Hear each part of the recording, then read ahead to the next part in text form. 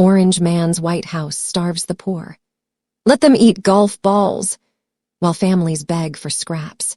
Oh, honey, grab your popcorn and a stiff drink because I'm about to roast this administration like a marshmallow over a dumpster fire.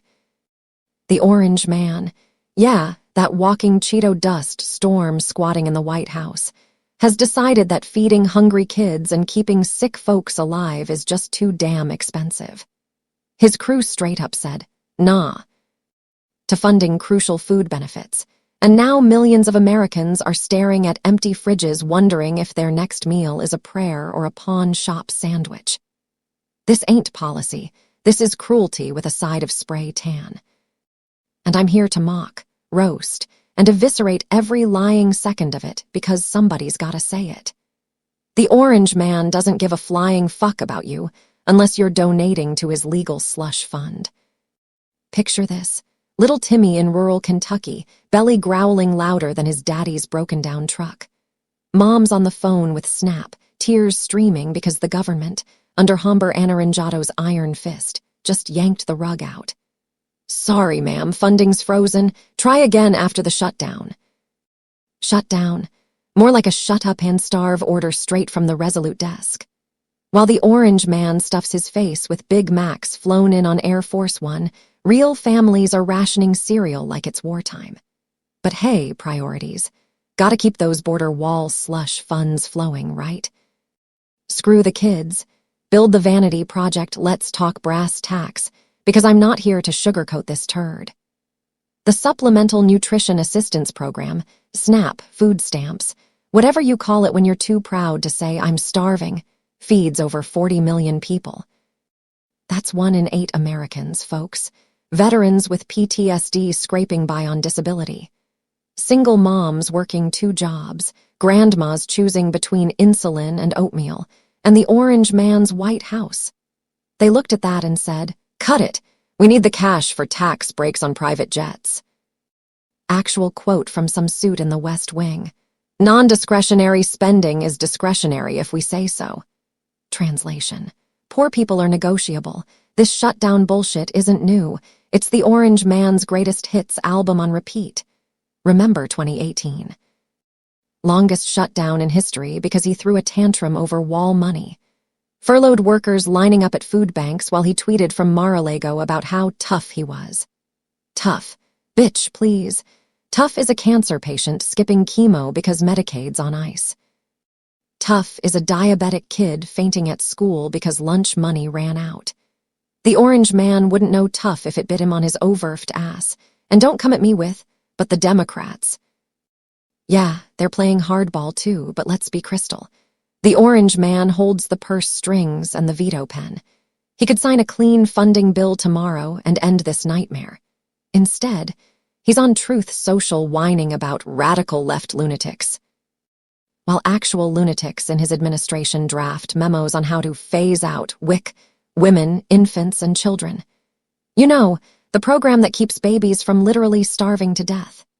Phase out, more like phase into graves, you heartless ghouls. I'm cackling over here because the hypocrisy is thicker than his makeup. This is the same clown who bragged about the best economy ever while food insecurity hit a 20-year high under his watch. COVID layoffs. He golfed. Supply chain collapse. He blamed China. Now, with grocery prices still through the roof, his solution is to defund the safety net.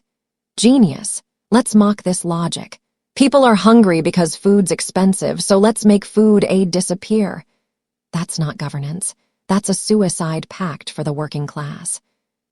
Flashback to his campaign rallies. We're gonna take care of our people, he bellowed, arms flailing like a malfunctioning windmill. Cut to now, our people are dumpster diving behind Walmart while he hosts $50,000 a plate fundraisers. Our veterans, the ones he called losers and suckers. They're losing meals because some OMB bean counter decided PTSD doesn't need protein.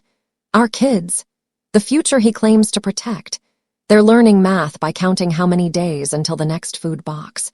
But sure, tell me again how the Orange Man's a populist. Populist my ass. He's a vulture in a suit, picking bones clean. Let's roast the enablers too, because this ain't a solo act. Speaker whoever the fuck right now is out there parroting fiscal responsibility while voting for trillion-dollar deficits on yachts for billionaires. Senate Minority Leader. Crickets.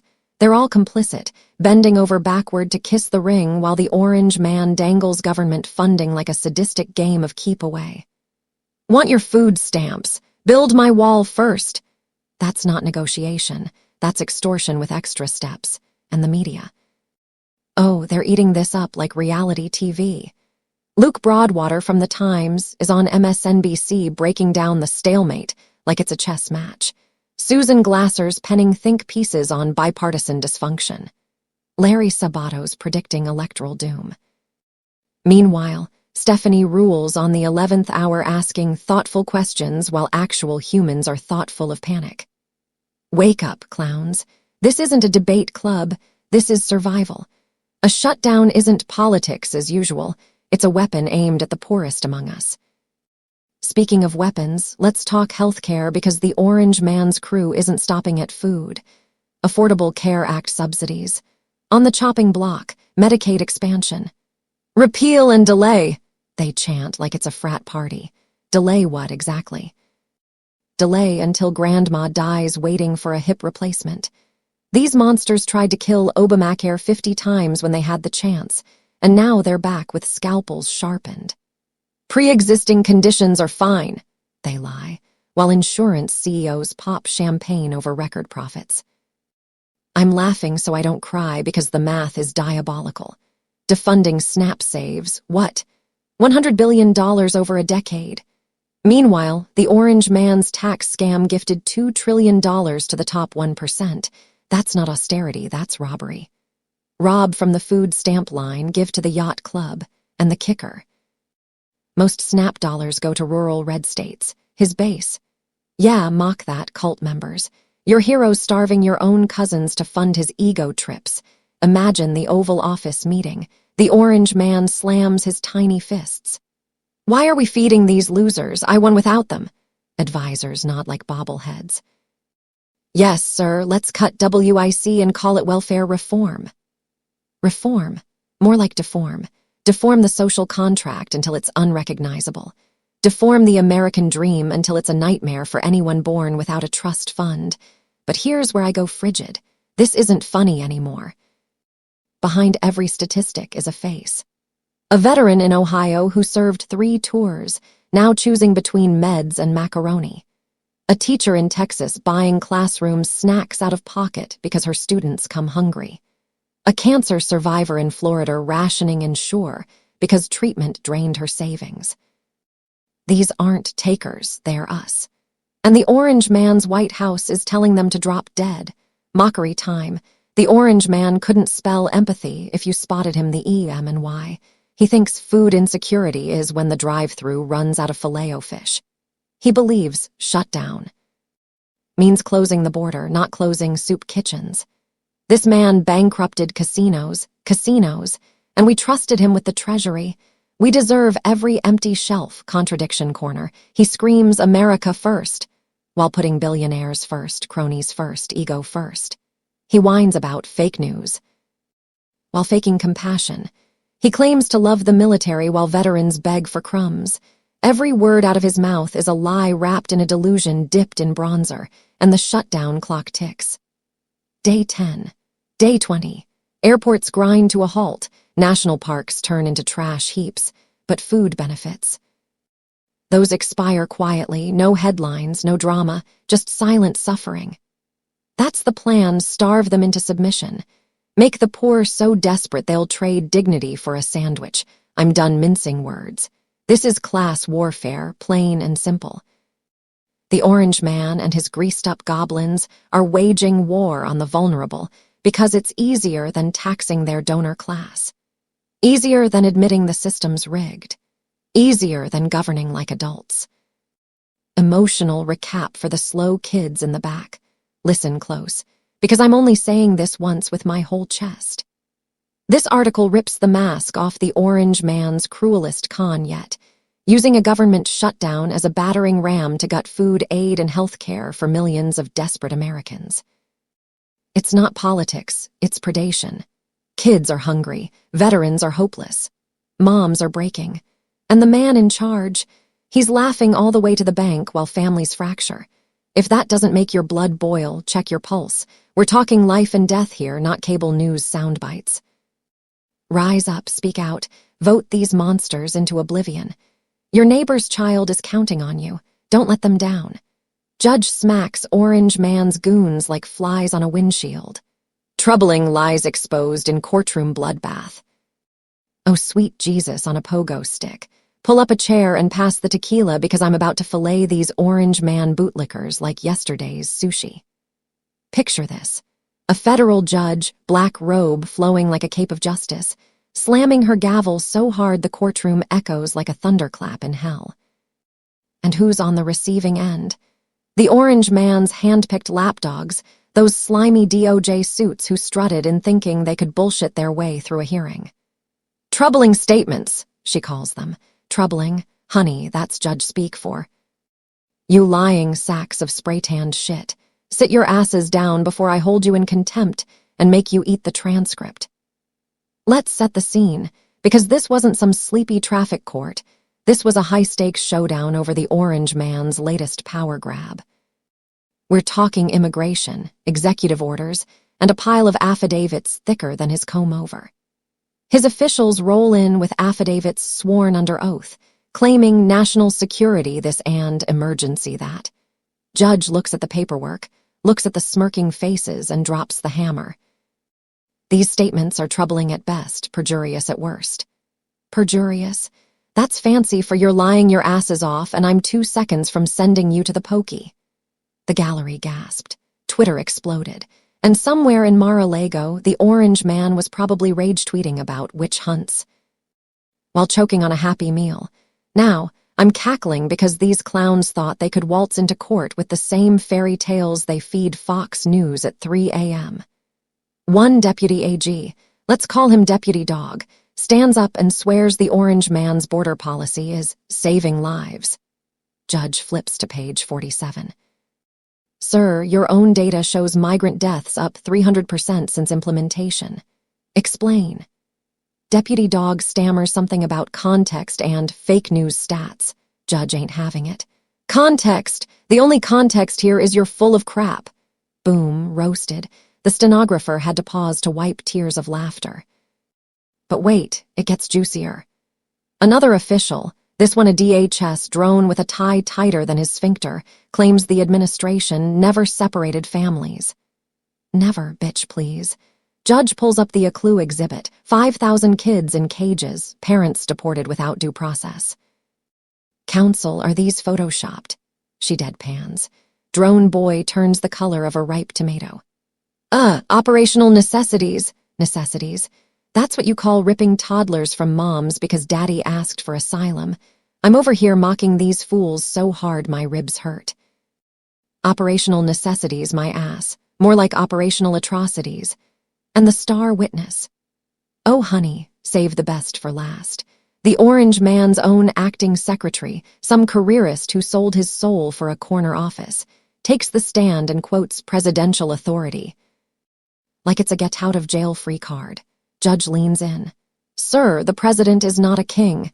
This isn't 1789 and you're not Hamilton.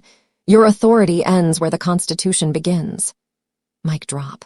The acting sec tries to pivot to executive privilege. Judge shuts him down colder than a freezer in Antarctica. Privilege doesn't cover lies, sir. Next. This judge, she's my new hero, let's call her Justice Ice Queen, isn't playing. She's citing precedent like a machine gun, Youngstown steel, Hamdi, even throwing in a little Balmidine for flavor. Every time an orange man minion opens their mouth, she's got a case law grenade ready. You claim exigency. Ex parte Milligan says no, you claim plenary power. Zadvidas laughs in your face. These lawyers went in thinking they'd steamroll a liberal activist judge. Came out looking like they got steamrolled by a freight train of facts. Let's mock the choreography because this was a ballet of bullshit. Orange man officials practice their lines in the mirror. National security, crisis, invasion. But under cross, they fold like cheap lawn chairs. One guy actually said, "The president's tweets are policy." Tweets. Judge's eyebrows shoot up so fast they hit the ceiling. "Counsel, Twitter is not the Federal Register. Try again." The courtroom erupted. Even the bailiff smirked, and the contradictions. Oh, they're piling up faster than the orange man's legal bills. Campaign trail. "I'll be the most transparent president ever." Courtroom. "State secrets can't disclose." Campaign. "Families belong together." Courtroom. "Zero tolerance is law. Zero tolerance for truth, more like." These flip-flops are giving me whiplash, and I'm just watching from my couch with popcorn. Flash to the broader circus. This hearing is the tip of the iceberg. The orange man's been issuing executive orders like confetti: DACA on life support, Title 42 zombie walking, asylum bans dressed up as public health. His officials swear in filings it's all legal. Judge today. "Show me the statute." Crickets. Because there isn't one. It's all smoke, mirrors, and midnight memos from Stephen Miller's fever dreams. I'm frigid with rage because real lives are collateral. That mom from Honduras who walked 2,000 miles with her baby, deported because some suit in D.C. lied about vetting. That dad who died in custody because medical care was provided. Autopsy says dehydration and neglect. These aren't operational challenges, they're war crimes in pinstripes. And the orange man's goons have the gall to call it tough love. Tough love is grounding your teen, not grounding human rights. Roast break. Imagine the orange man prepping his team. Just say crisis a lot and invasion. Judges love that. Meanwhile, Judge Ice Queen is prepping with coffee and the Constitution. Who wins? Spoiler. Not the guy who thinks Article Roman 2 means I do whatever I want. The fallout. Delicious. Stocks in Kleenex spiked from all the DOJ tears. Pundits on cable are twisting themselves into pretzels. Judicial overreach. Nah, it's judicial oversight, the kind the orange man skipped when he stacked courts with loyalists. But this judge, lifetime appointment, 0 fucks to give. She's not on the payroll. Contradiction hour, the orange man screams law and order. While his administration treats laws like suggestions. He wants judges who respect the presidency, but disrespects every ruling that doesn't go his way. He's the kid who flips the Monopoly board when he's losing. Difference. This ain't a game. Real people are bankrupt, emotionally, financially, literally. Let's talk the troubling part because that word is doing heavy lifting. Judge laid it out. Inconsistent affidavits, omitted exculpatory evidence, outright falsehoods under oath. That's not sloppy, that's strategy. Lie big, lie often, hope the judge blinks. She didn't blink. She brought a flamethrower and the media spin. Fox is crying, activist judge. MSNBC is popping champagne. Truth. Somewhere in the middle, getting crushed by both sides. But facts don't care about your feelings. And today facts wore a robe and carried a gavel. This is bigger than one hearing. It's a stress test for the rule of law. The orange man's been testing boundaries since day one: emoluments, nepotism, now perjury by proxy. Each time, institutions bend but don't break.